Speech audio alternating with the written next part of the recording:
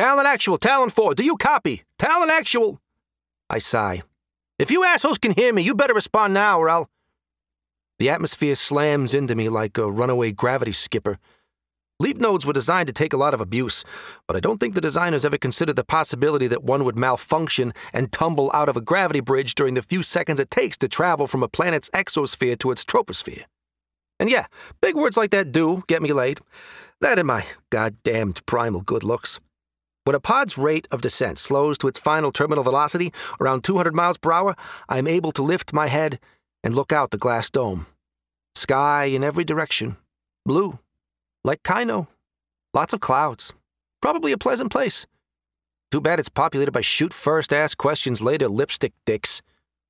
The trail of smoke pulls my attention down. Grunlakar's node. It's about a mile away and 30 seconds below me. By the time we reach the ground, we'll be miles apart. The rest of the team will already have boots on the ground following through on the mission. They'll be torn up about losing us. But Praxian will keep things moving in a straight line. Always does. Even if the shit gets covered in flies. And he'll expect me and Grunlakar to do the same, even if we crash land. Assuming my node works, I'll follow through. Recon, observe, and return to the Prowler, where I will send a very terse fuck you message to the production team that made these leap notes. Then again, I'm not dead. So, that's something. That might change in the next, 20 seconds. I look down at the terrain. A lot of trees and other green things.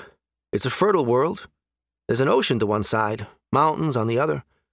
From an angle, everything looks green, but looking straight down reveals a line of cities, especially along the coast.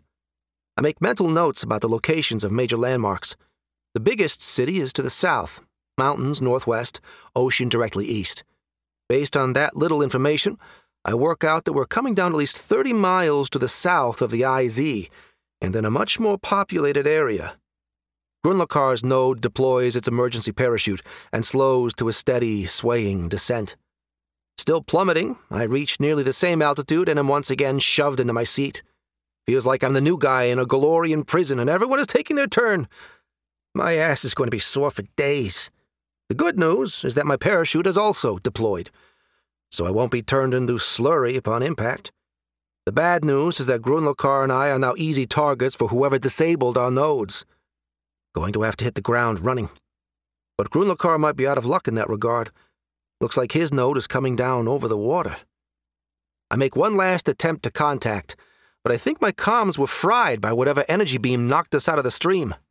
Talon 2, Talon 4, do you copy? If you can hear me, man, give me a sign. I look to Grunlakar's node, hoping to see a flash of light or some other indication that I've been heard. But the only thing I see is him splashing down in the distant water, and a large boat carving a path through the waves, heading straight for him. They're coming for us. I brace for impact just in time. I've hit the ground in a node more times than I can count, but not like this. The jolt forces a cough of pain from my lungs, the kind that if anyone were around to hear and comment on, I'd threaten their life out of shame. Despite being alone, I still feel the sting of humiliation, and that really just pisses me off. I don't care if they're the lost tribe, I think. I'm going to teach these pricks a lesson they won't soon forget. The clear dome melts away, exactly as it's meant to, and I leap out, my akimbo mini railguns in each hand.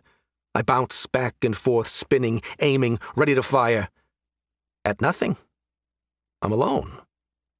The node completes its own mission by drilling down into the soft soil, becoming a smooth silver disk in an otherwise pristinely maintained lawn of grass.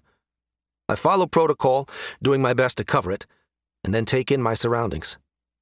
I'm just 15 feet from the water, perched atop a retaining wall with a metal fence. I can't see the rocks below, but I can hear the waves crashing into them. It's an impressive view, but even the endless horizon doesn't hold my attention nearly as much as the massive stone structure with towers behind me. I squint up at it. It's a castle, with turrets, crude stone masonry, and misshapen rocks. Our ancient history books include images of places like this, but I've never seen anything like it up close. I get the appeal, I suppose, but I'm guessing that whoever lives here has to shit in a hole in the floor. The idea of the lost tribe not advancing past some kind of Iron Age is disappointing, but it will make dealing with them a lot easier, at least if they're violent for some reason, which they already were. With lasers, making this castle, what, the preferred way of living, despite technological advances? I suppose it's possible. I've seen a lot of species throughout the universe living in ways I would never consider. Might have been a good idea to bring Barfolier along for the ride after all. He might be able to make sense of the dichotomy. See? Big words. My vocabulary is a panty-dropping machine. Good Boys, available now on Audible and Amazon.